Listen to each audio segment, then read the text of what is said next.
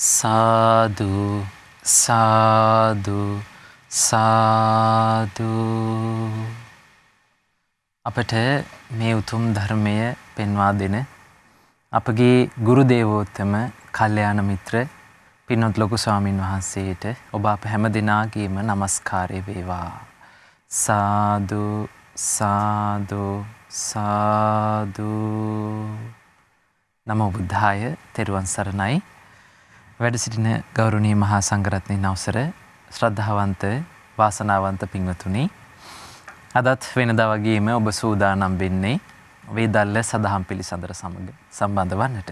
මේ වේදල්ල සදහම් පිළිසඳර තුලින් අපි බොහෝ ධර්ම කාරණා අපි ඉගෙනගෙන දැනගෙන අවසන්.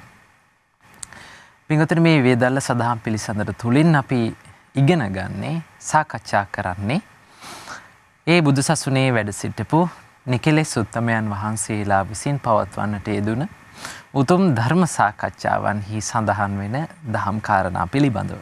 ඉතින් මේ දිනවල අපි සාකච්ඡා කරමින් සිටින්නේ මහා වේදල්ල සූත්‍රයට අයත් ධර්ම කාරණා බව ඔබ හොඳින්ම දන්න කාරණයක්. ඉතින් මේ මහා වේදල් සූත්‍රය අපි බොහෝ කරුණු කාරණා ධර්ම කාරණා අපි ඉගෙන ගත්ත අපේ ස්වාමින් වහන්සේ අපිට පැහැදිලි කරලා දුන්නා.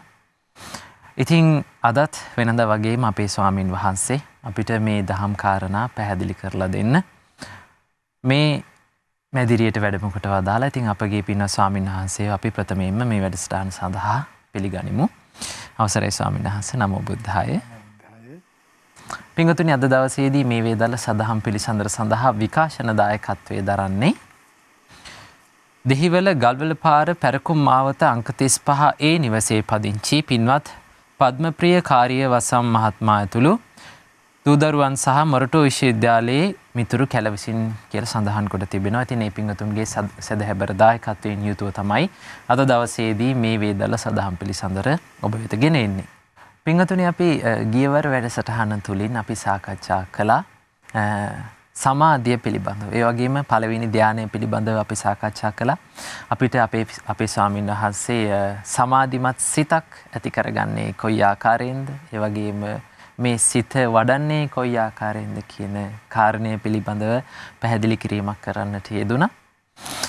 ඊළඟට අපගේ කොට්ටිත මහරහතන් වහන්සේ අපගේ සාරිපුත්ත මහරහතන් වහන්සේගෙන් අසා සිටිනවා මේ ඇස කන නාසය දිවකය කියන මේ ඉන්ද්‍රියන් පහක් තිබෙනවා. අන්න ඒ ඉන්ද්‍රියන් පහට පිළිසරණ වන්නේ කුමක්ද කියන කාරණය. එතකොට සාරිපුත්ත මහරහතන් වහන්සේ පිළිතුරු දෙන්නේ මේ ඇස කන නාසය දිවකය කියන ඉන්ද්‍රියන් පහට පිළිසරණ වන්නේ සිත කියන කාරණය. එතකොට ඒ පිළිබඳවත් අපේ පින්වත් ස්වාමීන් වහන්සේ අපිට කලින් වැඩසටහනකදී පැහැදිලි කරන්නට යෙදුණා. පැහැදිලි කරලා දුන්න අපේ ස්වාමීන් වහන්සේ. ඊළඟට අපගේ කොට්ටිත මහරහතන් වහන්සේ සාරිපුත්ත මහරහතන් වහන්සේගෙන් අහනවා මේ ඉන්ද්‍රියන් පහ පවතින්නේ කුමක් උපකාරයෙන්ද කියන එක. අපේ ඇස, කන, නාසය, දිව, කය, මෙන්න මේ කියන ඉන්ද්‍රියන් පහ පවතින්නේ කුමක් උපකාරයෙන්ද කියලා. එතකොට සාරිපුත්ත මහරහතන් වහන්සේ පිළිතුරු දෙනවා මේ ඉන්ද්‍රියන් පහ පවතින්නේ ආයුෂත් උණුසුමත් නිසා කියන කාරණය. එතකොට එහෙනම් මේ ශරීරයේ අපිට මේ ලැබිලා තියෙන ඇස කන නාසය දිව කය කියන මේ ඉන්ද්‍රියන් පහ පවතින්නේ ආයුෂත් උණුසුමත් කියන දෙක උපකාරයෙන්. එතකොට අපේ ජීවිතයේ මේ මුළු ජීවිතේම පවතින්නේ මෙන්න මේ කාරණා දෙක උඩ. ඊළඟට සාරිපුත්ත මහරහතන් වහන්සේගෙන් කොට්ටිත මහරහතන් වහන්සේ අසා සිටිනවා ප්‍රිය ආයුෂ්මතුන් වහන්සේ මේ ආයුෂ පවතින්නේ කුමක් උපකාරයෙන්ද කියලා. එතකොට සාරිපුත්ත මහරහතන් වහන්සේ පිළිතුරු දෙනවා ආයුෂ පවතින්නේ උණුසුම උපකාරයෙන්. ඒ වගේම උණුසුම පවතින්නේ ආයුෂ උපකාරයෙන්. එතකොට මෙන්න මේ ආයුෂත් උණුසුමත් පිළිබඳව අන්‍යෝන්‍ය සම්බන්ධතාවයක්. මේ ආයුෂත් උණුසුමත් දෙක අතර එකිනෙක සම්බන්ධතාවයක් පවතින බව අපේ සාරිපුත්ත මහරහතන් වහන්සේ පිළිතුරු දෙනවා. එතකොට කොට්ටිත මහරහතන් වහන්සේ අහනවා මෙන්න මේ කාරණය අපි තේරුම් ගන්නේ කොයි ආකාරයෙන්ද කියලා. මෙන්න මේ ආයුෂත් ආයුෂ නිසා උණුසුම පවතිනවා. උණුසුම නිසා ආයුෂ පවතිනවා කියන කාරණේ තේරුම් කරගන්නේ කොයි ආකාරයෙන්ද කියලා අපේ කොට්ටිත මහරහතන් වහන්සේ අසා සිටිනවා. එතකොට සාරිපුත්ත මහරහතන් වහන්සේ හරි අපූර්ව උපමාවක් මේකට මේ දහම් කාරණාවට පෙන්වා දෙනවා. සාරිපුත්ත මහරහතන් වහන්සේ දේශනා කරනවා ප්‍රිය ආයුෂ්මතුන් වහන්සේ ඒක මේ වගේ. ඒක හරියට දැල්වෙන තෙල් පහනක් වගේ. ඒ තෙල් පහනේ දැල්ල කියන දේ ආලෝකයත් එක්ක එකට බැඳිලා තියෙනවා. එතකොට දැල්ල කියන දේ නිසා එළිය පවතිනවා. එළිය කියන දේ නිසා තමයි දැල්ල පවතින්නේ. එතකොට දැල්ලත් එළියත් ආලෝකයත් දෙක එකට එකතු වෙලා තියෙන. මේ දෙක වෙන් කරන්න බෑ. එකට අන්‍යෝන්‍ය උපකාරයෙන් තමයි මේ දෙක පවතින්නේ කියලා. මෙන්න මේ උපමාව තමයි මේ ආයුෂත් උණුසුමත් අතර ඇති සම්බන්ධයට අපේ සාරිපුත්ත මහරහතන් වහන්සේ කොට්ටිත මහරහතන් වහන්සේට පෙන්වා දෙන්නේ. ඊළඟට කොට්ටිත මහරහතන් වහන්සේ අසා සිටිනවා ඔය ආයු සංස්කාරත් අර අපි කලින් කතා කරපු ආයු සංස්කාරත් ඒ වගේම විඳින දේවලුත් අපි මේ ජීවිතේ විඳින දේවලුත් දෙකක්ද එකක්ද කියන කාරණය. ආයු සංස්කාරත් විඳින දේත් දෙකක්ද එකක්ද කියන එකත්. නැත්තම් මේ දෙක අතර වෙනස්කමක් තියෙනවාද කියන කාරණය පිළිබඳව. ඉතින් අද දවසේදී අපි මෙන්න මේ පිළිබඳව පැහැදිලි කරගන්නට බලාපොරොත්තු වෙනවා අපේ පින්න ස්වාමීන් වහන්සේගෙන්. ස්වාමීන් වහන්සේ අවසරයි. මෙතනදී සඳහන් වෙනවා අපගේ කොට්ටිත මහරහතන් වහන්සේ අසා සිටිනවා මේ ආයු සංස්කාරත් විඳින දේවලුත් දෙකක්ද එකක්ද කියන කාරණේ. අපි ඒ දේ निराකරණය කරගන්න කලින් ස්වාමීන් වහන්සේ අපේ පින්වතුන්ට පැහැදිලි කරලා දෙනවා නම් බොහොම අගේ ස්වාමීන් වහන්සේ මේ ආයු සංස්කාර කියලා කියන්නේ කුමක්ද කියන කාරණේ පිළිබඳව. මොකද මේක ගැන අපි බොහෝ වෙලාවට කතා වෙනවා. ආයුෂ ඉවර වෙනවා කියලා කතා වෙනවා. ඊළඟට ආයු සංස්කාර තියෙන්න ඕනේ කියලා කතා වෙනවා. ආයු සංස්කාර අතහරිනවා කියලා දෙයක් කතා වෙනවා. ස්වාමීන් වහන්සේ මෙන්න මේ කාරණේ පිළිබඳව අද දවසේදී අපේ පින්වතුන්ට පැහැදිලි කර දෙනසේක්වා. අවසරයි ස්වාමීන් වහන්සේ. නමෝ බුද්ධාය. හැම දිනාටම තිරුවන් සරණයි. වැඩ සිටින ගරුතර මහා සංඝරත්නයන් අවසර. ශ්‍රද්ධාවන්ත පින්වත්නි, දැන් අපි මෙතෙක් කාලයක් සාකච්ඡා කරමින් ආපු මේ වේදල්ල සූත්‍රයට, මහා වේදල්ල සූත්‍රයට අදාළ කරුණු කාරණාවන් අපි ස්වාමීන් වහන්සේ සරලව මතක් කරලා දුන්නා. එතකොට දැන් අද සාකච්ඡාවේදී තියෙන්නේ මේ ආයු සංස්කාර කියන වචනේ. එතකොට මේ ආයු සංස්කාර කියන එකටත් බලපාන්නේ දැන් මෙතනදී කලින් අපි ස්වාමීන් මතක් කළා ඔබට මතක ඇති මේ ආයුෂයත් ඒ කියන්නේ උණුසුමත් අතර තියෙන සම්බන්ධය ගැන. අර තෙල් පහනේ උපමාවත් එක්ක. එතකොට ඒ ආයුෂය ගැනම තමයි මෙතනත් කතා කරන්නේ. මෙතන ඇත්තටම සාකච්ඡා කරන්නේ මේ පුද්ගලයෙක් සතුව තිබෙන ආයුෂ ගැන. අපි එකිනෙකා අරන් යන ආයුෂ ප්‍රමාණය. එතකොට දැන් මෙතනදී මේ ආයු කියන වචනයට ආයු කියපුවම අපිට ඕන කෙනෙකුට තේරෙන්නේ මෙතන වයසක් ගානක් කියන එක හරි. නමුත් ඒකට තව වචනයක් එකතු වෙලා තියෙන සංස්කාර කියලා එකක්. එතකොට නැත්තම් ආයු ගණන ආයු එකතු වොහම කියලා නෑනේ. දැන් ඔතන දේශනාවේ තියෙන මොකද ආයු සංස්කාර කියන වචනේ. එතකොට සංස්කාර කියන වචනයේ තේරුම ගත්තොත් ඒත් එක්ක මේ ආයු සංස්කාර කියන එක තේරුම් ගන්න ලේසි පහසු වෙනවා. සංස්කාර කියන්නේ මොකක්ද? ඒකට කියනවනේ කර්මය කියලා. නැත්නම් ඒකට කියන චේතනාව. සංස්කාරය නැත්නම් පුනර්භවය ඇති කරන දේ. ওই විදිහට දේශනාවේ තියෙනවා. ඒකට සමාන වචන. විවිධ පරියායගත වචන. එතකොට ඒකේ සංස්කාර කියලා කියන්නේ කර්මයක උපකාරය. කර්මයක එකතුවක් තියෙනවා කියන එක. එතකොට ආයු සංස්කාරය කියන වචනයකට සම්බන්ධ වෙන්නේ මේ භවගාමී කර්මයයි. දැන් ආයු කියපුවාම අවසන් වෙන්නේ ඒ ජීවිතයක කතාව විතරයි. ආයු සංස්කාරය කියපුවාම භවගාමී. භවගාමී කියන වචනේ තියෙන භවයෙන් භවයට. දැන් අපි මේ ඉන්න භවය මොකක්ද? කාම භවයනේ. ඒතර කාම භවයන් ගෙත් දැන් මේ ඉන්නේ කොතනද? කාම භව ගත්තාම තියෙනවනේ ඒ කියන්නේ සතර පායි ඉඳන් නිරේ ඉඳන් යටිම ගත්තොත් නිරේ ඉඳන් ඊට පස්සේ කාම භවයට අයිති වෙන්නේ දෙව්ලොව දක්වා ටිකනේ. දෙව්ලොවල් 6. ඊට පස්සේ තියෙන ඊළඟට මනුස්ස ලෝකේ, ඊට පස්සේ പ്രേත, අසුර, ඊට පස්සේ මොකද්ද? සත්ව නිරය. ওই ටිකටනේ කාම භව කියලා හඳුන්වන්නේ. දැන් ඔය කාම භවයන් වල එක එක ඒ වගේ උපදිනවනේ. එතකොට දිව්‍ය ලෝකේ. ඊට පස්සේ මනුස්ස ලෝකේ. ඊට පස්සේ තිරිසනෙක් කියලා. කෙනෙක් එක්ක නිරසතෙක් කියලා. කෙනෙක් එක්ක අසුරයෙක් කියලා. කෙනෙක් එක්ක ප්‍රේතෙක් කියලා. ඒ ආත්මෙට බලපාන එක තියෙනවනේ. ඒ ආත්මෙට බලපාන එකට කියන්නේ ආයු සංස්කාරය කියලා. ඒ ආත්මෙට බලපාන එකට තමයි අපි සාමාන්‍ය විවහාරය කියන එකට කියන්නේ ආයු කියලා. ආයුෂ කියලා. මනුස්ස ලෝකේ ආයු සංස්කාරය නෙමෙයි කියන්නේ මනුස්ස ලෝකේ ආයුෂ. දෙව්‍ය ලෝකේ ආයු සංස්කාර නෙමෙයි දෙව්ලොව ආයුෂ. දැන් මොන්න කියනවා මෙහෙට වඩා අරහේ 50ක් වැඩි, මෙහෙට වඩා අරහේ 100ක් වැඩි. දැන් කොහොම කියන තවුසාවේ 100ක් වැඩි, අරහේ 50ක් වැඩි, මෙහි ලක්ෂයක් වැඩි, අරහේ මෙහෙම වැඩි, එහෙම වැඩි මනුස්ස ලෝකේ. එතකොට මනුස්ස ලෝකේ ආයුෂ කියන එකනේ පාවිච්චි කරන්නේ.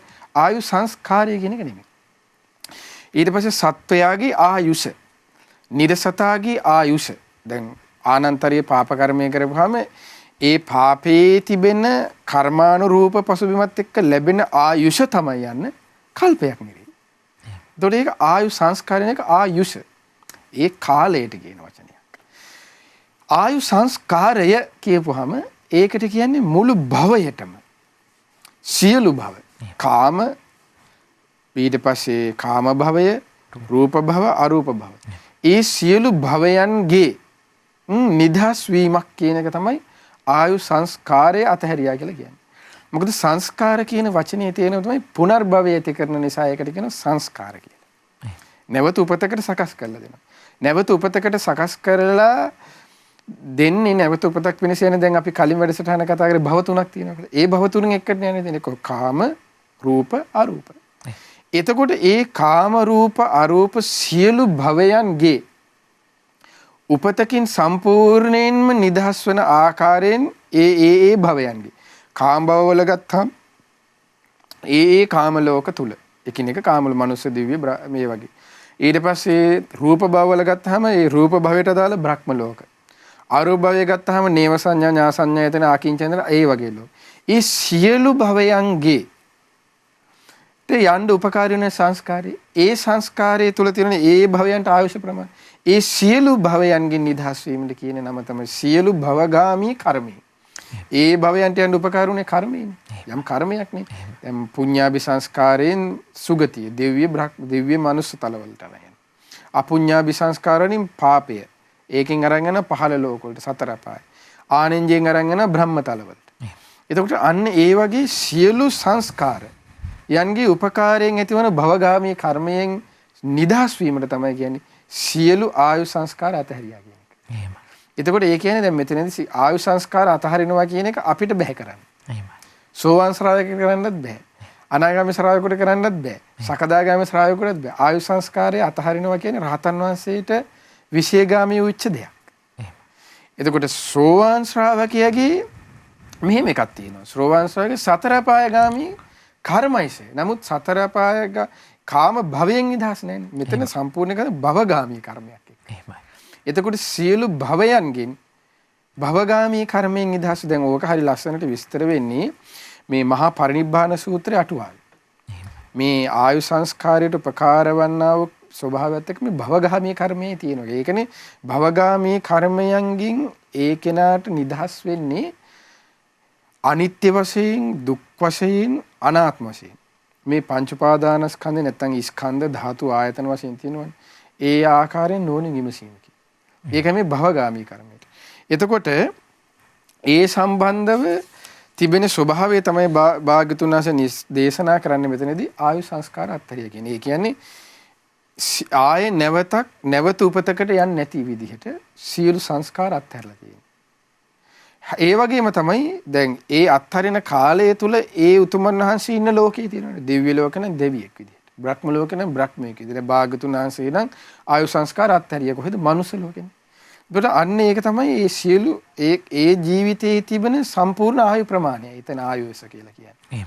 මනුස්ස ලෝකේ නම් ඒ දවස්වල තිබෙන පරමායුෂ ප්‍රමාණය 120යි කියනවනේ. එතකොට ඕනනම් ශ්‍රාස්තුන් වහන්සේට 120ක් වැඩි ඉඳ තිබ්බා. එහෙමයි. එහෙම නැතුව ශ්‍රාස්තුන් වහන්සේ ඒ 120ක් වැඩි ඉඳ තිබ්බේ ඒ වැඩි ඉඳ තියෙන ශ්‍රාස්තුන් වහන්සේ අරගෙන ආපු ආයුෂ ප්‍රමාණය තමයි 80. 120ක් වැඩි ඉන්නවා නම් හෝ ඊට වඩා වැඩි ඉන්නවා නම් ශාස්ත්‍රඥාසිට පුළුවන් කියන එක දේශනාවෙම තියෙනවනේ. වැඩු 이르දිපාද බලයෙන් කියන. ඡන්දය, චිත්තය, විරිය විමර්ශාවයි. ඒ ඡන්ද චිත්ත විරිය විමර්ශාව වැඩුපු නිසා ඒ උතුමන් වහන්සේට පුළුවන් කියනවා ආයුෂ කල්පයක් හෝ ආයුෂ කල්පයක් කියලා කියන්නේ එතන ආයු කල්පය කියලා කියන්නේ මේ භද්‍ර කල්පයම නෙමෙයි. ආයු කල්පය කියලා කියන්නේ ඒ කල තුල තියෙන පරම ආයුෂ ප්‍රමාණය. දැන් මේ කාලේ දැන් අපිට තාම 40ක් නැහැනේ. දැන් අපි 20 ගණන් 30 ගණන් වල ඉන්න ගොඩක් ඉන්නේ. 40න් මැරෙන්නේ දැන් මේ කාලේ පරම ආයුෂ අපි හිතමුකෝ 60යි කියලා. නමුත් 40 දී මැරෙනවා. එතකොට දැන් ඒ 40 දී මැරෙන ස්වභාවය තියෙනවා නම් එතකොට ඒ උතුමන් වහන්සේට අන්න කැමති නම් මේකල පරමාවශ අවුරුදු 60ක් ඉන්න පුළුවන්. හැබැයි වැඩි 이르දිපාද තියෙනවා. එතකොට ඒක 이르දිපාද වලින් කරන්නේ. එතකොට ඒක පිනකින් කරනවා නෙමෙයි. පිනකින් කරන්නේ 40ට අරන් ආපු එක. ඒක තමයි පිනේ උපකාර. දැන් ආයුෂය කියන එකේට උපකාරයක් තියෙනවනේ පිනේ පැත්තක්. ඒ තමයි මොකද්ද? හරි ලස්සනනේ ඔක චූලකම විභංග සූත්‍රෙනේ තියෙන්නේ.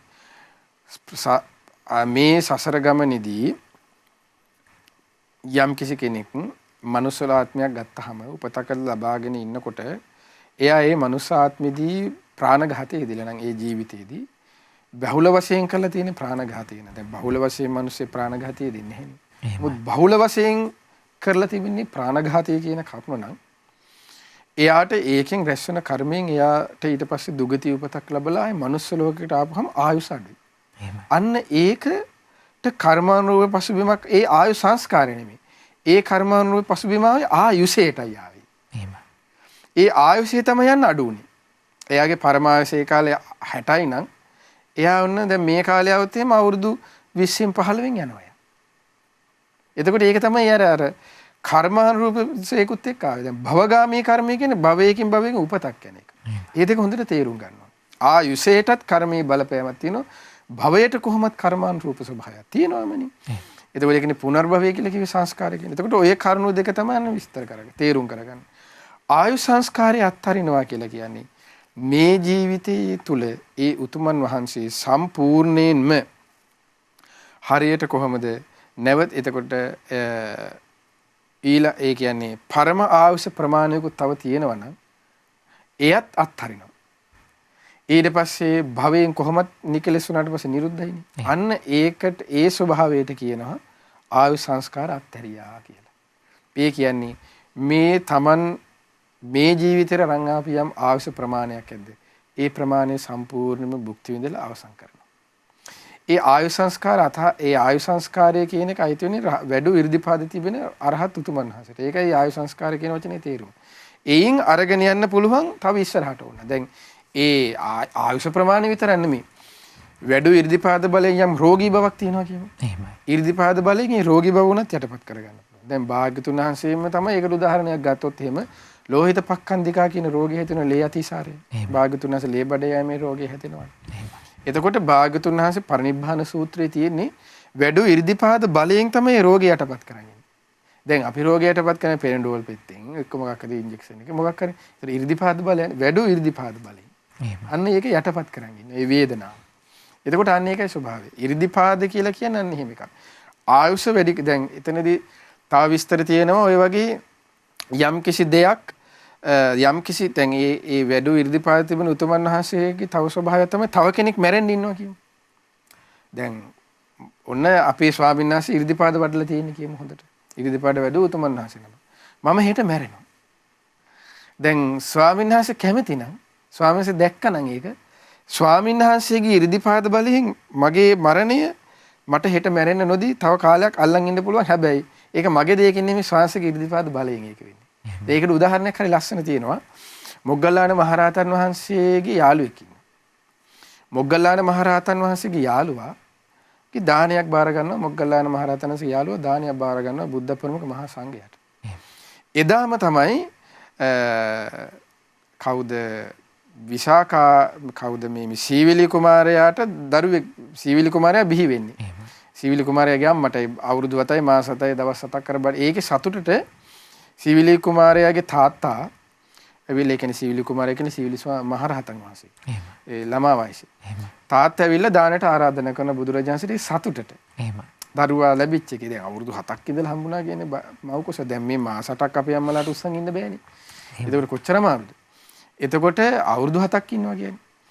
එතකොට දැන් ඒ සතුටට දානෙට ආරාධනා කරනකොට භාග්‍යතුන් වහන්සේ දේශනා කරන දානේ මං කලින් බාරගත්තා.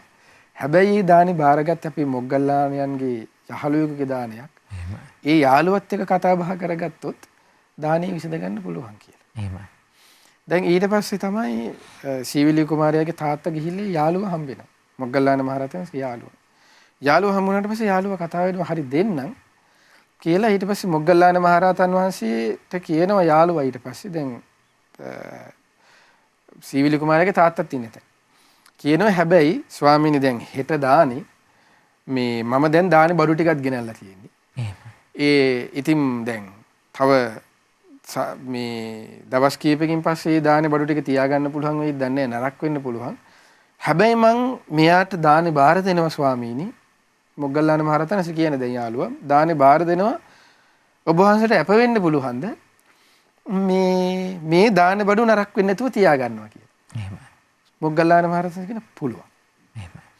ඊට පස්සේ අහනවා ස්වාමීනි මම මෙයාට හැබැයි දානේ බාර දෙනවා. මගේ ආයුෂ ටික ඉවරුනොත් එහෙම මම මැරෙන්න තියෙනවා නම් හෙට දිහා වෙනකොට මාව නොමරා මේ දාහනය ඉවරයක් වෙනකම් මට මැරෙන්න නොදී මට කිසිදු අතුරාන්තරාවක් නොදී මාව තියාගන්නවා කියලා ඔබ වහන්සේට කැප වෙන්න ඔබ වහන්සේ පොරොන්දු දෙන්න පුළුවන් ඔබ වහන්සේ බාර ගන්නවාද කියලා. මොග්ගල්ලාන මහරහතන් හරි. ඒකත් කරන්න. ඔයාලට මැරෙන්නත් නොදී මං වළක්ව ගන්නම් කියන. ඒකට අන්න. එහෙමයි. බඩු ටික නරක වෙන්නේත් නැහැ කියනවා. මරණය නරක වෙන්නේ නැහැ නේ. මොකක්ද ඒකට කියන්නේ? මරණයට යා නොදී පත් කරගන්නෙත් නැතුව ඉන්න කියන්නේ. එහෙමයි. ඊට පස්සේ යාළුවා කියන ඔන්න වෙනම එකක්. ඔන්න 이르දිපාද බලයෙන් කරන්න බැරි එක. ඒ තමයි කියනවා මට අද තියෙන මේ ශ්‍රද්ධාව. මට අද තියෙන මේ ත්‍යාගයට තියෙන ආසාව, ලෝභී භව අත්හැරීමේ කියන ආසාව එයත් නරක වෙන්නේ නැතුව තියාගන්න පුළුවන්ද කියලා අහනවා. ඊට පස්සේ මොග්ගල්ලාන මහරහතන් කියනවා ඒක මට බෑ කියනවා. ඒක කාටවත් බෑ කියනවා. ඔබේ සිතුවිලි ඔබට ඔබේ ත්‍යාගය ඔබේ ශ්‍රද්ධාව මගේ 이르දිපාද බලයෙන් මට යටපත් කර මට අල්ලගෙන තියාගන්න බෑ කියනවා. ඒක ඔබ සතු දෙයක් කියනවා. ඔබේ ආයුෂය මම රැකලා දෙන්නම් ඕන කියනවා. ඔබේ දිවියෝ නම් මම රැකලා දෙන්නම්. ඔබේ බඩු මුට්ටු ටිකත් මම රැකලා දෙන්නම්. කිසි කෙනෙකුට ඒක කරන්න කියනවා ඉරිදිපාද බලයෙන් කියනවා. ඡන්දය, චිත්ත විරිවිමසාරය. ඒතර අන්න එහෙම එකක්.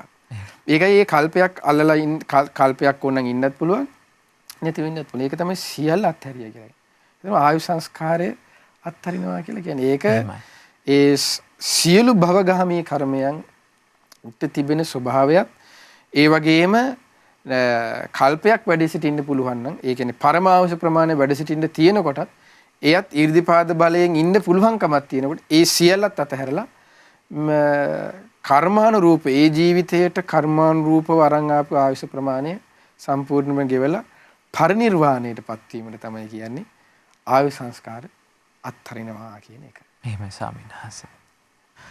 ඊළඟට පින්න ස්වාමීන් වහන්සේ අපගේ කොට්ටිත මහරහතන් වහන්සේ සාරිපුත්ත මහරහතන් වහන්සේගෙන් අසා සිටින ස්වාමීන් වහන්සේ දැන් මේ ආයු සංස්කාරත් විඳින දේවලුත් කියන්නේ එකක්ද දෙකක්ද කියන කාරණේ. එතකොට එතනදී සාරිපුත්ත මහරහතන් වහන්සේ පිළිතුරු දෙන්නේ මේ ආයු සංස්කාරත් විඳින දේවලුත් එකක් නොවේ දෙකක් කියලා. එතකොට කොට්ටිත මහරහතන් වහන්සේට පිළිතුරු දෙනවා සාරිපුත්ත මහරහතන් වහන්සේ එහෙම වෙන්න හේතුව එහෙම ආයු සංස්කාරත් විඳින දේවලුත් එකක් වුණා නම් සාරිපුත්ත මහරහතන් වහන්සේ දේශනා කරනවා මේ සංඥා වේදිත නිරෝධයට සමවදින රහතන් වහන්සේට එයින් නැගිටීමක් පැනවෙන්නේ නැහැ කියලා ස්වාමීන් වහන්සේ මේ සංඥා වේදිත නිරෝධය කියනවා. ඊළඟට ඒකට කියනවා අපි තවත් නමකින් නිරෝධ සමාපත්තිය කියලා. මෙන්න මේ කාරණය පිළිබඳව ස්වාමීන් වහන්සේ අපිට පැහැදිලි කර දෙනසේක්වා. අවසරයි දැන් එතන අපේ ස්වාමීන් වහන්සේ විස්තර කරන ධර්මයේ විස්තර කරන්නේ නිරෝධ සමාපත්තියට කලින් වචන දෙකක් විස්තර කරනවා. සංඥා වේදිත. සංඥාවක් නැති. විඳීමක් නැති කියන. දැන් විඳීම කියන එක අපි කතා කරන්නේ. චෛමේ භික්ඛවේ වේදනා කාය කලින් වැඩසටහන කතා කරේ වේදනාව තේරුම් ගමු කියන එක. ඒක වේදනාව සය ආකාර. ඇසේ කනේ නාසයේ දිවේ කය මනස ස්පර්ශයෙන් හට ගන්නවා විඳීම. ඇසේ ස්පර්ශයෙන් හට ගන්නවා විඳීම කනේ ස්පර්ශයෙන් හට ගන්නා විඳීම, නාසි ස්පර්ශයෙන් හට ගන්නා වේදනාව, දිවි ස්පර්ශයෙන් හට ගන්නා විඳීම, කාය ස්පර්ශයෙන් හට ගන්නා විඳීම, මනස ස්පර්ශයෙන් හට ගන්නා විඳීම. සංඥා. සංඥා වේදේතන වේදේත කිව්ව විතර විඳීම වේදේත කියලා කියන්නේ විඳීම නැත කියන එක. එහෙම. අර අනිත් තැන් වලදී කිව්වේ වේදනානේ. එතන කියන්නේ වේදනාවක් තියෙනවා. යම් කිසි දෙයක් තියෙනවා. ඒතර වේදනා ඒ කියන්නේ සැපයක් හෝ දුකක් හෝ මධ්‍යස්ථ බවක් කියන එක තියෙනවා. වේදේත කියපුවාම සැපයක් කතාවක් නැත. දුකක කතාවකුත් නැත. මධ්‍යස්ථ බවකුත් නැහැ. ඊට පස්සේ සංඥා කියලා. දැන් මෙතන විස්තර කරන සංඥා වේදේත සංඥාව නැති විඳීමක් නැති. ඒක සංඥා කියන එක අපි කලින් වැඩසටහන කතා කරන්නේ රූප සංඥා රූප හඳුනා ගැනීම. ශබ්ද සංඥා ශබ්ද හඳුනා ගැනීම. ගන්ධ සංඥා ගන්ධ සුවඳ හඳුනා ගැනීම. රස සංඥා රසය හඳුනා ගැනීම. පොට්ටබ්බ සංඥා පහස හඳුනා ගැනීම. ධම්ම සංඥා අරමුණු හඳුනා ගැනීම. ඒ හයත් නැහැ. එහෙමයි. වේදනා ඒ හයත් නැහැ. එකක්වත් නැති උන මොකද තියෙන්නේ? ඒකයි මේකේ තියෙන විශේෂත්වය. එහෙමයි. නිරෝධ සමාපත්තිය කියන කරුණ සාක්ෂාත් කරගන්න පුළුවන් වෙන්නේ මේ බුද්ධ ශාසනයක පමණයි. වෙන කිසිම තැනක මොනවා කරලා වුණත් හිත දියුණු කරත් අෂ්ට සමාපatti දක්වාම හිත දියුණු කර හැකියි. බුදුරජාණන් වහන්සේලා පහළ වුණත් නැතත් පළවෙනි දෙවෙනි තුන්වෙනි හතරවෙනි ධ්‍යාන ඊට පස්සේ නේම සංඥා ඥා සංඥා අකින්චයන්තන ඔය ඔක්කොටම ගියයි. හැබැයි නිරෝධ සමාපත්තිය බුද්ධ ශාසනය විතරයි. නිරෝධ සමාපත්තියට සමවදින්න පුළුවන් වෙන්නේ මේ බුද්ධ ශාසනයකට මගපලලාභී උතුමන්ගෙන් දෙන්නෙකුට විතරයි. නිරෝධයට සමවදිනවා කියලා කියන්නේ දැන් අපි මෙහෙම අහලා තියෙනවානේ. ආර්ය අෂ්ටාංග ක්‍රම මෙහෙම ටිකක් එනවා නේද? සම්මා දිට්ඨි, සම්මා සංකප්ප, සම්මා වාචා, සම්මා කම්මන්ත, සම්මා ජීව, සම්මා වායාම, සම්මා සති, සම්මා සමාධි. අනේ සම්මා සමාධි. සම්මා සමාධියට ආර්ය අෂ්ටාංග මාර්ගයේ විස්තර වෙන්නේ පළවෙනි ධ්‍යානය, දෙවෙනි ධ්‍යානය, තුන්වෙනි ධ්‍යානය, හතරවෙනි ධ්‍යානය. ඒක තමයි කියනවා සම්මා සමාධිය කියන්නේ. ඒ ධ්‍යාන හතර සම්පූර්ණ කරලා ඒ ධ්‍යාන හතරට කියනවා රූප සමාධි කියලා. පළවෙනි ධ්‍යානයයි අයිති වෙන්නේ, දෙවෙනි ධ්‍යානයයි අයිති වෙන්නේ, තුන්වෙනි ධ්‍යානයයි අයිති වෙන්නේ, හතරවෙනි ධ්‍යානයයි අයිති වෙන්නේ රූප සමාධි වලට. අරූප සමාධි වලට අයිති වෙන්නේ නේව සංඥා, ඥා සංඥා, ආකින්චඤ්ඤායතන, විඥානංචායතන, ආකාසානංචායතන ආදී දේවල්. එතකොට රූප අරූප සමාධි. ඔය දෙක අතර තියෙන එකක් තමයි මේ නිරෝධ සමාපත්තිය කියලා කියන්නේ. ඒට සමවදින්න පුළුවන් එන්නේ එක්ක අනාගාමී උතුමන් වහන්සේට. ඒ අනාගාමී උතුමන් වහන්සේට කියලා කියන්නේ අනාගාමී උතුමන් වහන්සේ කියලා කියන්නේ සමාධිය සම්පූර්ණයි. එහෙම. සෝවාන් උතුමන් වහන්සේ කියන්නේ සම්මා දිට්ඨිය සම්පූර්ණයි. එහෙම. සම්මා සමාධිය නෑ තාම. එහෙම. ඊට පස්සේ ප්‍රඥාව නෑ තාම. එහෙම. පරිපූර්ණ නෑ. ප්‍රඥාව නැහැ නෙමෙයි සම්මා සමාධිය පරිපූර්ණ නැහැ. සමාධියක් තියෙනවා. එහෙම. පරිපූර්ණ නැහැ. ප්‍රඥාවක් තියෙනවා. ප්‍රඥාව පරිපූර්ණ නැහැ. හැබැයි පරිපූර්ණ සම්මා දිට්ඨියයි. ඒකේ සෝවාන් ශ්‍රාවකයේ ස්වභාවය. අනාගාමී උතුමන් වෙනකොට එතකොට සෝවාන් වෙලා ඊට අනාගාමී වෙන්න කලින් සෝවාන් වෙලා එතකොට සම්මා දිට්ඨිය සම්පූර්ණයි. සම්මා සමාධිය යන සම්පූර්ණයි. හැබැයි ප්‍රඥාව සම්පූර්ණ නැහැ. එතකොට ඕකයි වෙනස. සම්මා සමාධිය සම්පූර්ණ කරපු උතුමන් වහන්සේ නමකට සම්වදින්න පුළුවන් වෙන දෙයක්. ආයේ එහෙම නැත්තම් රහතන් වහන්සේට. එහෙමයි. සකදාගාමී ශ්‍රාවකයටත් බෑ. සෝවාන් ශ්‍රාවකයටත් බෑ. මේ නිරෝධ සමාපත්තියට සමවදින්න. අනාගාමී කියන වචනේ තේරුම තමයි න ආගාමි අනාගාමි. ඒ කියන්නේ කාම ලෝකයට නැවත එන්නේ නැත. කියන්නේ මනුස්ස ලෝකයේ අයට මනුස්ස ලෝකයේ මේ අපි මේ ඉන්න සිස්ටම් එකට මේ නිරෝධ සමාපත්තියක් කියන එක කතා බහක් විතරයි මේ වගේ. ඊට පස්සේ කාම ලෝකයට. ඒතර කාමයන් එක්ක ඉන්න කෙනෙක් කියන්නේ නිරෝධ සමාපත්තියට සමවදින්න පළවෙනි ධ්‍යාන, දෙවෙනි ධ්‍යාන, තුන්වෙනි ධ්‍යාන, හතරවෙනි ධ්‍යානයට සම්බන්ධුනට පස්සේ ඒ උතුමන් වහන්සේට කැමැතිනම් අරූප පැත්තට හිත යොදන්න පුළුවන්. අරූප පැත්තට සිත නොයදා ඒ උතුමන් වහන්සේ හිත යොමු කරනවා සංඥා වේදේත නිරෝධයට. එතකොට අන්න සියලු සංඥාවන් සියලු විඳීම් ගැන තිබෙන නිරෝධය කියලා කියන්නේ මෙතන ඒ මොහොත තුල ඒ යම් කිසි කාලයක් තුල දැන් අපි අහලා තියෙනවනේ නිරෝධ සමාපatti දවස් 7යි කියලා. ඒකාන්තම දවස් 7ක් නෙමෙයි. යම් සුළු මොහොතකට උනත් පුළුවන්. ඒ කියන්නේ ඒ රහතන් වහන්සේගේ අදිෂ්ඨාන කරන දැන් එතනට දෙන අදිෂ්ඨානය කියලා එකක්. දැන් ওই අදිෂ්ඨානය කියන වචනේ ඉන්නේ මෙතනනේ. ඒ එන්නේත් මොකේද? 이르දිපාදවල. ඇත්තටම මේ සියල්ල 이르දිපාදත් එක්ක තියෙන එක. සමාධිය පැත්ත කියන එක සම්පූර්ණයෙන්ම තියෙන 이르දිපාදත් එක්ක. මේ නිරෝධ සමාපatti ආදී සියල්ලම. එතන තියෙනනේ ඡන්දය කියන කැමැත්ත, චිත්තය කියන්නේ අන්න අදිෂ්ඨානය. ඒ අදිෂ්ඨාන කරනවා කියලා කියන්නේ මේ අර අපි නිකම් මම මේ උදේ 8 ඉඳන් 2 වෙනකම් පාඩම් කරනවා. ඒ අදිෂ්ඨාන නෙමෙයි මේ අදිෂ්ඨාන කියන්නේ මේ බලවත් සමාධියක අදිෂ්ඨාන කියන්නේ. එතකොට ඒ අදිෂ්ඨානයක්. එතකොට ඒ රහතන් වහන්සේ අදිෂ්ඨාන කරනවා මොහොතින් මොහොත ෂණයෙන් ෂණේ දවස් 7ක් දවස් 5ක් දවස් 4ක් පැයක් විනාඩියක් තප්පරයක් ෂණේ. ඒක තමයි හිත පුරුදු කරලා තියෙනවා කියන්නේ. ඒ හිත පුරුදු කරන කියන එකට තමයි කියන්නේ හිත කර්මන්නේ කරනවා කියන්නේ. ඒ කියන්නේ වැඩුණු සිතක්. දැන් අපි හැමෝගෙම තියෙන වැඩුණු සිතක් නෙමෙයි. අපිට තියෙන්නේ වඩන්න සිතක්. පුරුදු කරන්න සිතක්. ඒකයි ඒ වැඩු සිත හරියට බුදුරජාණන් දේශනා කරන්නේ අර මෙලෙක් කරපු රත්තරන් වගේ කියනවා. ඒක හරි උදාහරණයක්. ඒක තේරෙන්නේ නැත්නම් හරියට මේ වගේ ක්ලේ තියෙන්නේ. දැන් අපිට චූටි කාර්යයට ක්ලේ වලින් හදන්නේ ඒ මෙලෙක් කරා ඒ ක්ලේ ගුලියෙන් ඕන හැඩයක් අපිට හදන්න පුළුවන්. දැන් අපි ගත්තු මැටිම කියමු ක්ලේත් අත ගාලා නැත්නම් මැටි කියමුකෝ. කිරි මැටි හැදුවොත් ඒ කිරි මැටි වලින් එක එක දේවල් අපි හදනවා. ඒක අන්න ඒ වගේ ඕන දේ ඕන සත්වයා ඒ රූපය ඕන භාණ්ඩේ අන්න හදන්න පුළුවන්. ඒ වගේ වැඩුණු සිත ප්‍රභාස්වර සිත යොමු කරන්න පුළුවන් ඕනනම් ආකින්චඤ්ඤායතනෙට. විඥානං ඡායතනෙට. නේව සංඥා, නා සංඥා, නිරෝධ සමාපatti. ඒ ආදි ස්වභාවයක් මේ කියන්නේ. එතකොට මෙතනදී හරි ලස්සනයි මේ හරි ලස්සන කතාවක් මෙතන වෙන විස්තර වෙනවා.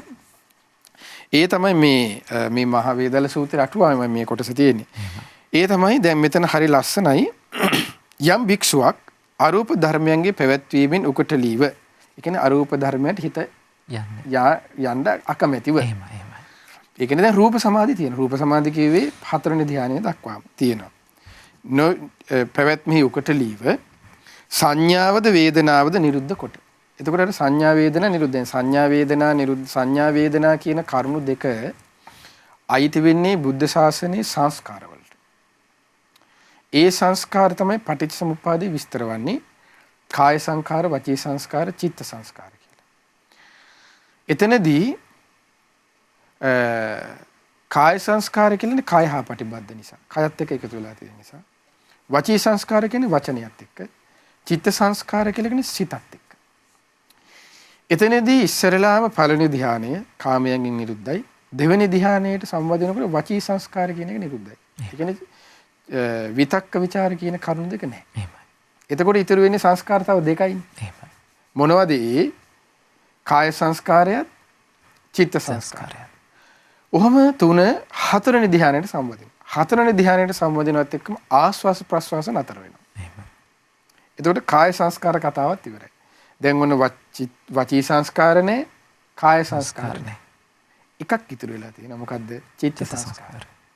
එතකොට දුවන්නේ වේදනා සහ සංඥා කතාව.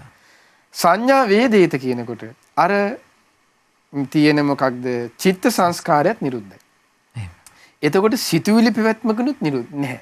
කියන්නේ හරි පුදුමයි මෙතන ස්වභාවය. දැන් අපි හිතන්නේ සිතුවිලි පැවැත්මකුත් එක්ක තියෙනවා හරි කියලා. ඒකත් නැහැ. එතකොට ඒ තියෙන්නේ ඇත්තටම අදිෂ්ඨාන කරපු කාලේ තියෙනවනේ. ඒ කාලයත් එක්ක හිතේ ඇතිවන අර සමාධි බවක් ඒ විමුක්තියත් එක්ක තමයි වාසය කරන්නේ. එතකොට විතර්ක පැවැත්මක් කොහොමත් නැහැනේ. ආස්වාස ප්‍රසවාස කියලා. ඒකයි නිරෝධ සමාපත්තියට වෙදිච්ච රහතන් වහන්සේගේ මලමිනී අතර ස්වභාවය ඊට පස්සෙත් මේ සූත්‍රයෙන් විස්තර වෙනවා. ඉස්සරහට හඳුනා ගන්න තියෙන්නේ ආවශ්‍ය කියන එක තියෙනවා. උණුසුම කියන එක තියෙනවා. මලකන්දේ ආයුෂ උණුසුම නැහැ. මේ ඒ නිසා නිරෝධ සමාපත්තියට රහතන් වහන්සේගේ මලකන්දේ වෙනස වෙන්නේ ඒකයි කියන්නේ. එතකොට ඒකයි වෙනස. එතකොට සංඥා වේදේට අන්න සංඥාවක් නැහැ. එතකොට චිත්ත සංස්කාර කතාව. සංස්කාර තුනම නැහැ යන. නිරුද්ධයි. මෙතන නිරුද්ධ කියන්නේ සම්පූර්ණයෙන්ම ප්‍රහාණය වෙලා කියන කතාවක් නෙමෙයි. ඒ සමාධියෙන් නැගී සිටිට පස්සේ දැන් හිතන්නකො පළවෙනියටම වචී සංස්කාරනේ සංසිඳින්නේ. ඒක දෙවෙනි ධ්‍යානෙ. දෙවෙනි ධ්‍යානෙ නැගී සිටිට පස්සේ ආය වචී සංස්කාර තියෙනවා. මේවා කතා කරන්නේ ගොළු වෙන්නේ නැහැ ඊට පස්සේ රහතන් වහන්සේ. මේ වගේ ඊට පස්සේ පළවෙනි ධ්‍යානෙට සම්බන්ධලා ඊට පස්සේ පළවෙනි ධ්‍යානෙ නැගී සිටිට පස්සේ සාමාන්‍ය ජීවිතය ගත කරන කතා කරනවා. එහෙමයි. ඊට පස්සේ නිරෝධ සමාපත්තිය නැරකීච්චට පස්සේ ඒ රහතන් වහන්සේට වේදනා සංඥාවන් දැනෙනවා. වෙන ප්‍රහාණ නැහැ. එතකොට එහෙම ස්වභාවයක්. ඒ ස්වභාවයත් එක්ක ඔන්න වේසනා කරනවා. දැන් ඔන්න උකටලීව මොකද කරන්නේ? නිරෝධ සමාපත්තියට සම්වදින්නේයි අන්න ආසා කරනවා. කැමැති වෙලා ඔහුට සීමිත කරන ලද කාලයන්ගේ වශයෙන් අන්න කාලයක් නිර්ණය කරනවා. එහෙමයි. ඒකයි මෙතන තියෙන්නේ. එහෙමයි. ඒ කියන්නේ කාලය සීමිත කරනවා කියන්නේ කාලය යන අදිෂ්ඨාන. දැන් මොග්ගල්ලාන මහරහතන් වහන්සේගේ කාලය අදිෂ්ඨානය කියන්නේ ඒකනේ දැන් අර මහමේරු පර්වත රාජයා වටා සිටින නාගයෙක් ඉන්නවනේ. දිවලෝ වඩිනකොට බුද්ධ ප්‍රමුඛ මහා සංඝයා දිවලෝ වඩිනකොට ඒ නාගයව දමනය කරන්න හැම රහතන් වහන්සේ නමක්ම ඊට පස්සේ හැම භික්ෂුණියක් ඉදිරිපත් වෙනවා. එතකොට බුදුරජාණන් වහන්සේ දේශනා කරන නෑ ඔයා ඉන්න. ආසාරිපුත් ඔයාට ඒක කරන්න බෑ ඔයා ඉන්න. ඊට පස්සේ භික්ෂුණී ඉදිරිපත් වෙනවා. ඔයා ඉන්න ඔයාටත් බෑ කියලා අවසානෙටනේ මොග්ගල්ලාන මහරහතන් ඉදිරිපත් වෙන්නේ. මොග්ගල්ලාන මහරහතන් ඉදිරිපත් වෙනකොටත් මොග්ගල්ලාන මහරහතන් භාගතුන දේශනා කරන්නේ මොකද්ද? මොග්ගල්ලාණය ෂණයෙන් නිරෝධයට සම්වදින්න කියනවා. එහෙමයි. කියන්නේ මේ අසුරු සෙනක් ගහන වේගයකටත් වඩා. එහෙමයි. ඒ කියන්නේ නාගයා ගින්දර පිට කරනකොටම ෂණයෙන් ඒ තප්පරයෙන් නිරෝධයට සම්වදිනවා. එහෙමයි. ඒ වගේ ඒ කියන්නේ එතන හරි ක්වික් ස්පීඩ් එතන හරි වේගවත්. එහෙමයි. වේගයෙන් නිරෝධයට සම්වදිනවා නිරෝධයෙන් නැගී සිටිනවා. නිරෝධයට සම්වදිනවා නිරෝධයෙන් නැගී සිටිනවා. ඒ විදිහට තමයි ඒ නාගයාව දමනය කරන්නේ. ඒක දක්ෂතාවක්. ඒක දක්ෂතාවය. ඒ දක්ෂතාවයේ තියෙන්නේ වේගය කියන එක, ඒ කාලය අදිෂ්ඨාන කරනවා කියන එක තමයි ශාස්ත්‍රවංශ දැක්කේ. දැකලා තමයි ඒ කෙනාට කිව්වේ ඔයාට බෑ ඔයා ඉන්න. ඔයාට බෑ ඔයා ඉන්න. ඒ කියන්නේ ඒ රහතන් වහන්සේලාට නිරෝධ සමාපත්තියට සම්බන්ධින්න බැරියයි නෙමෙයි. ඒකෙත් සුපිරිමටම තියෙනවා. දැන් අපි සාමාන්‍ය විවහාරය ගත්තොත් එහෙම අපි දැන් හිතමුකෝ සර්ජන්ලා ඉන්නවනේ. කන්සල්ටන්ට් ඔෆ් සර්ජන් ඉන්නවා. කන්සල්ටන්ට් ඔෆ් සර්ජන් උනා කියලා හැමෝටම ඔපරේෂන් කරන්න දන්නවා තමයි. කපන්න කොටන්න පොකොඩුවක් අයින් කරන්න දන්නවා තමයි. ඒකෙත් හොඳ දක්ෂයා ඉන්නවනේ සුපිරිම කෙනා. එහෙමයි. අන්න ඒකේ සර්ජන් තමයි එයාලගේ සුපිරිම කෙනා. එහෙමයි. අන්න ඒ වගේ එකක් නේ. උදාහරණයක් මම ගත්තේ. එහෙමයි. ඔබට තේරෙන්නේ. ඒ කියන්නේ සීලු රහතන් වහන්සේ එතන හිටපු රහතන් වහන්සේලා ඒ ඉදිරිපත් වෙන සියලුම රහතන් වහන්සේලා නිරෝධයට සම්බන්ධ පුළුවන්. හැබැයි මේ වේගයේ කාලයේ අදිෂ්ඨානයේ උත්තම දක්ෂ කෙනා අන්න මොග්ගල්ලාන මහරහතන්. ඒකයි එහෙනම් මොග්ගල්ලාන යන්න කියන්නේ. ඇයි ඒකයි මොග්ගල්ලාන මහරහතන් වහන්සේටනේ භාග්‍යවතුන් වහන්සේ දෙන්නේ මේ ශ්‍රාසනයේ වැඩු ඉද්ධිපාදයන්ගෙන් ඒ වගේම වැඩු මේ සමාධීන්ගෙන් අග්‍ර වෙන භික්ෂුව. ඒ භික්ෂු තනතුර දෙන්නේ ඒකනේ. දැන් එතන තනතුරක් දෙනවා කියලා කියන්නේ මේ ආයතනයේ ප්‍රධානිය වගේ තනතුර, පන්සලේ ලොක්කා වගේ තනතුර දෙනවා වගේ තනතුරක් නෙමෙයි. යතුරු කැරැල්ලක් බාර දෙන තනතුරක් නෙමෙයි. මේ ශාසනයේ මේ තනතුර දෙන. ඒ කියන්නේ ඒ 아무තු පෝස්ට් එකක් 아무තු කාමරයක් වෙන් කරලා පුටුවක් තියෙනවා 아무තුෙන් කුටියක් හදලා දෙනවා මේ හැමදේට. එහෙම එකක් නෙමෙයි ශාසනයේ ඒ තනතුර දෙනවා කියන්නේ. දැන් අර තනතුර කියවම මතක් වෙන්නේ ඒ වගේ එකන්නේ. ඒ තනතුර කියලා කියන්නේ අර ගුණේ තියෙන දක්ෂතාවයට භාගතුනාගේ සංඝයා ඉදිරියේ දේශනා කරන මෙන්න ඒකට දක්ෂ කෙනා කියන්නේ. අන්න එහෙම එකක්. ඊට පස්සේ නිහතමානීව ඊට පස්සේ ඉන්නවා. ඒක අර මේ ඇත නැත කියලා බෝඩ් එකක් ගහගන්න ඉන්නවද නැද්ද කියලා ඉන් ඇන්ඩ් අවුට් කියන එකක් ගහගන්න වෙනසක් නැහැ නේද? වෙනසක් නැහැ. නිකලස් එකයි. එහෙමයි සාස්. අන්න ඒක දැන් එහෙම කියලා මේ හරි ඉතින් ඒකයි රහතන් වහන්සේලාගේ ජීවිත හරි සුන්දරයි. එහෙමයි සාස්. එතකොට මේ ඔන්න එහෙම උකටලියව දැන් වාසය කළොත් නිරෝධයට සම්බන්ධනවා කියලා ආස හිතෙනවා කියලා. ආස හිතුනට පස්සේ ඔන්න මේ දැන් මොකද කරන්නේ? කාලය වශයෙන් අදිෂ්ඨාන කරලා රූප ජීවිත ඉන්ද්‍රියාගේ ප්‍රත්‍රීන්. දැන් රූප ධ්‍යාන තියෙනවා. එහෙමයි. රූප ධ්‍යාන කරා ඔන්න හතරවෙනි ධ්‍යානයට සම්වැදිලා හතරවෙනි ධ්‍යානයේ දක්වාම අරූප ධර්මයෝ දැන් ඊට පස්සේ අරූප ධර්මයෝනේ තියෙන්නේ. ඒවා උපද්දවන්නේ නැහැ. එහෙමයි. උපද්දවන්නේ නැතුව මොකද කරන්නේ? නිරෝධයට අන්න සිත යොමු කරනවා. සිත යොමු කරලා කාලය අධිෂ්ඨාන කරාට පස්සේ අන්න එතනදී සංඥාව වේදනාව අන්න නිරුද්ධ වෙනවා. එතකොට සමාධිමත් සිත තුළ වාසය කරනවා. ඒ කාලම් රූප. ඒක නිරෝධයට සම්බන්ධනවා කියන්නේ. ඒක හරියට උපමාවක් කියනවා මෙන්න මෙහෙම. ඒකෙන් හොඳට තේරුන්නේ කොයි වගේද කියනවා යම්සේ එක් පුරුෂයෙක්. ඔන්න කවුරු හරි කෙනෙක් ඉන්නවා කියනවා. ගිනිදෙල් පැවැත්මෙහි උකටලීව ගින්නක් හද ගිනි ගොඩක් හැදීමට දානේ ගිනි ගොඩ මාටවදයක් ගිනි ගොඩ කියලා දැන් ගිනි ගොඩක් හැදීමට ඒ කියන්නේ ගිනි දැල් ගිනි ගොඩකට අකමැත්තෙන් මොකද අකමැතිව ඌයේ වතුර ගසා ගිනිදැල් නිවා. වතුර ගහලා ගිනිදැල්ල නිවනවා. නිවා අලු වලින් අඟුරු වසා නිහෙඩව සිටීද. දැන් යට අඟුරු තියෙනවනේ. එහෙම.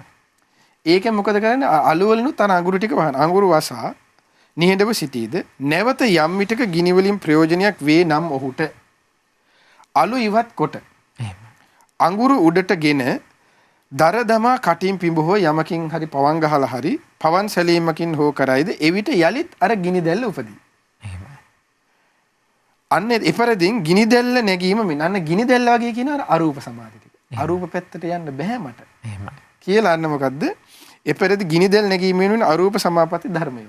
ඒකට ගිනි දැල්ල නිමෝනේ දැන් වතුර දාලා. ගිනි දැල්ල අවශ්‍ය වූ විට වතුර ගසා ගිනි නිවා අලු වලින් අඟුරු වසා නිශ්ශබ්දව සිටින පුරුෂයා මෙන් අන්න දැන් අඟුරු වහලා අලු වලින් වහලා උකට ලිව්වේ සිතලා අන්න ඒක තමයි කියන වේදනාව නිරුද්ධ කොට සංඥාව නිරුද්ධ කොට නිරෝධ සමාපatti කියන ඒ වගේ එකක්. ගිනි දැල්ලට යන්නේ නැතුව වතුර ගහලා ඊට පස්සේ තියෙන ගිනි අඟුරු ටිකත් අලු වලනුත් වහනවා. වැහුවට පස්සේ එතන ගිනි ගොඩක් තිබ්බද කියලාත් පේන්නේ නැහැ. ඇයි ඒ ගිනි අඟුරු ටිකත් පේන්නේ ඇයි මොකද අලු වලින් වැහිලා. එහෙමයි. ඒ අර ගිනි අඟුරු ටික වගේ තමයි අන්න රූප සමාධි ටික. ගිනි දැල්ල වගේ තමයි යන්නේ අරූප සමාධිය. ඒකයි මේ උපමාවෙන් කියන්නේ. මේ දෙකම ප්‍රකට නෑ. මේ දෙකම ප්‍රකට නෑ. ඇයි? දෙකම මොකද්ද? අලු වලින් වහලා. අලු වලින් වසා දෙමු වගේ තමයි කියන්නේ සංඥා වේදන නිරෝධය කියලා. කිසිවක් නෑ. හැබැයි අවශ්‍ය වූ විට අලු ටික හක් කරා අන්න ඊට පස්සේ ඉස්සෙල්ලාම එනවා ගිනි අඟුරු ටික. ගිනි අඟුරු ටිකට පවන් ගහලවම කළාට ආයෙ ගිනි දැල්ල ගන්න පුළුවන්. ඒ කියන්නේ ඕනනම් රූපය තුල අරූපය තුල අන්න නැවත යන්න පුළුවන් කියනවා. ඊට පස්සේ යලි ගිනි දැල්ල වලින් ප්‍රයෝජන ඇති කල්ලි පුරුෂයා අලු ඉවත් කිරීමෙන් භික්ෂුවගේ කාලය අයින් කරලාන සීමිත ඒ කාලය අයින් වුණාට පස්සේ නැවතන්න ඒ ගිනි දැල් ඉපැද්දීමෙන් අරූපයට නැත්තම් රූපයට එලෙස යා හැක්කේ කියලා. එන්න බලන්න හරි ලස්සනයි. එතකොට ඒ රහතන් වහන්සේ නම සමවදින්නා වූ එක්තරා සමාධියක් ඒක. එහෙම. නිරෝධ සමාපatti කියලා. ඒ කියන්නේ ඒ තුල සියලු විඳීම් සියලු සංඥාවන්ගෙන් තොරයි. දැන් එතන සියලු විඳීම් කිව්වට පස්සේ ගන්න තියෙන්නේ ඇත්තටම දැන් පළවෙනි ධ්‍යානය, දෙවෙනි ධ්‍යාන, හතරවෙනි ධ්‍යාන මට්ටම් ආදී එනකොට අර ඇසේ ස්පර්ශයෙන් ඇතිවන විඳීම්, කනේ ස්පර්ශයෙන්, නාසයේ ස්පර්ශයෙන්, දිවේ කයේ ස්පර්ශයෙන් ඇතිවන විඳීම්. ඒ සියල්ල කෙමින් කෙමින් සම්පූර්ණයෙන්ම අඩු වෙලා ගිහිල්ලා. එතන හතරවෙනි ධ්‍යාන මට්ටමට වගේ එනකොට ඇත්තටම විඳීම් කියලා ඉතුරු වෙන්නේ මනසත් එක්ක එකතු වෙන වේදනාවන් ටික විතරයි. ගොරෝසු විඳීම් ටික සම්පූර්ණයෙන්ම නැති වෙනවා. එහෙමයි සාස. ඊට පස්සේ සංඥාවෙන් ගත්තත් අර ගොරෝසු සංඥාවන් ටික සම්පූර්ණයෙන්ම රූප සමාධි වලින්ම නැති වෙනවා. එහෙමයි. ඒකයි දැන් ප්‍රීති සුඛ ඒකාග්‍රතාව කියනම තියෙන්නේ. ඒ කියන්නේ ප්‍රීතිය, කය සැහැල්ලුව ඒ වගේ වෙනකොට ඒ සම්පූර්ණයෙන්ම ගොරෝසු සංඥාවන් ගොරෝසු විඳින් නැති වෙනවා. එතකොට ඇත්තටම සංඥා වේදේත සමාන වදිනකොට හතරවෙනි ධ්‍යානයකට එනකොට ප්‍රකටව තියෙන්නේ කයත් එක්ක කිසිදු සම්බන්ධයක් නැහැ. ප්‍රකටව ඇත්තටම තියෙන්නේ මනසත් එක්ක තියෙන කරුණ විතරයි. ඒ කියන්නේ මනෝ සංඥා. ඒ කියන්නේ ඒකට කියන්නේ ධම්ම සංඥාවත් ඊට පස්සේ මනස ස්පර්ශයෙන් ඇතිවනවා විඳීමත් විතරයි ඇත්තට එතන කතා කරන්නේ. ඒ දෙක තමයි සංසිඳවන්නේ. මනසත් එක්ක සම්බන්ධ වෙන සංඥා වේදන නිරෝධය.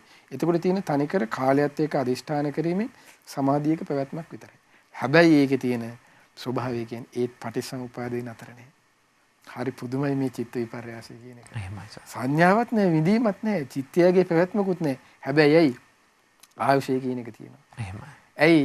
උණුසුම කියන එක තියෙනවා. එහෙමයි. ආයුෂය උණුසුම කියන එක පවතිනවනේ. ඊට පස්සේ මේ සූත්‍රය හරි ලස්සනට දැන් කෙනෙකුට හිතන්න පුළුවන් සංඥා වේද නිරෝධයට සම්බන්ධ වෙනට පස්සේ පටිච්චසමුප්පාද කතාව ඉවරයි කියලා. පටිච්චසමුප්පාද කතාව ඉවරේ නැත්තේ ඇයි? ඒ සංඥා ඇයි ආයුෂය තුල තමයි පවතින. ආයුෂය තියෙනවා රහතන් වහන්සේට. උණුසුම තියෙනවා. ආයුෂ උණුසුම පවතින්නේ මේ සූත්‍රෙ මිස්සරට පවතින. ආයුෂ උණුසුම යම් තැනක පවතීද? විඥානයේ තියෙනවා කියනවා. මේකයි. ඒකයි ඒ නිරෝධයට සමවැදුනත් විඥානයේ තියෙනවා කියන්නේ විඥානය කියන්නේ බීජයක්. එහෙමයි. ඒකයි රහතන් වහන්සේට ඒ නිරෝධයට සමවැදුනත් ඒ පටිච්චසමුප්පාදේ නිරුද්ධයි තමයි. සම්පූර්ණයෙන්ම නිරුද්ධයි. නමුත් අර දැන් අනාගාමී ශ්‍රාවකයෙක් කියමුක අපි. අනාගාමී මට්ටමේ ඉන්නකොට ඒ ශ්‍රාවකයාගේ පටිච්චසමුප්පාදේ කියන එක නැවත තියෙනවා. රහතන් වහන්සේට තමයි සම්පූර්ණ නිරෝධයක් තියෙන්නේ. අනාගාමී ශ්‍රාවකයා නිරෝධයට සමවැදුනත් පටිච්චසමුප්පාදේ කියන එක විඥානයේ බීජේ නම් ස්වභාවය තියෙනවා. අනේකයි ඒකේ ස්වභාවය. රහතන් වහන්සේගේ විඥානයේ බීජේ ස්වභාවය නැති නිසා රහතන් වහන්සේට තියෙන හුදෙක් දැනීමක් මාත්‍රයක් පමණයි. එතකොට රහතන් වහන්සේ තමයි ඒකාන්තයෙන්ම නිරෝධය සාක්ෂාත් කරපු උතුමන. ඒකයි නිරෝධිය අග්‍රතන තියෙන්නේ. එහෙමයි සර්. එතකොට ඒකයි ඒකේ ස්වභාවය වෙනස. ওই විදිහට ඉතින් සරලව තේරුම් ගන්න පුළුවන්. ওই විදිහට තමයි ඉතින් කියලා දෙන්න පුළුවන්. මොකද අපි කවුරුත් නිරෝධ සමාපත්තියට සම්බන්ධ ඉන්නේ තේරෙන්න පුළුවන් කෙනෙකුට තේරෙන්නේ නැති වෙන්නත් පුළුවන්. ඉතින් පුළුවන් විදිහට තමයි මේ කියලා දුන්නේ. ඉතින් තේරෙන්නේ නැත්තම් මේ පොත් වහන්සේ අරන් බලන්න. ඒක තව චුට්ටක් හරි තේරෙයි ඉතින්. ওই විදිහට තමයි ඉතින් කියලා දෙන්න පුළුවන් වෙන්නේ. ඒකයි මේ නිරෝධ සමාපත්තිය කියලා කියන්නේ. එහෙම ස්වාමීන් වහන්සේ. පින්වතුනි මේ බුදුසසුනේ පමණයි කෙනෙකුට මෙවැනි චිත්ත දියුණුවක් මෙවැනි සමාපත්තීන් වලට සමවදින්නට පුළුවන් වෙන්නේ. නිරෝධ සමාපත්තියට සමවදින්නට පුළුවන් වෙන්නේ බුදුසසුන තුල මේ ගෞතම බුදුසසුන තුල බුදුරජාණන් වහන්සේ නමකගේ ශාසනය තුල සිටින ශ්‍රාවකයෙකුට පමණයි.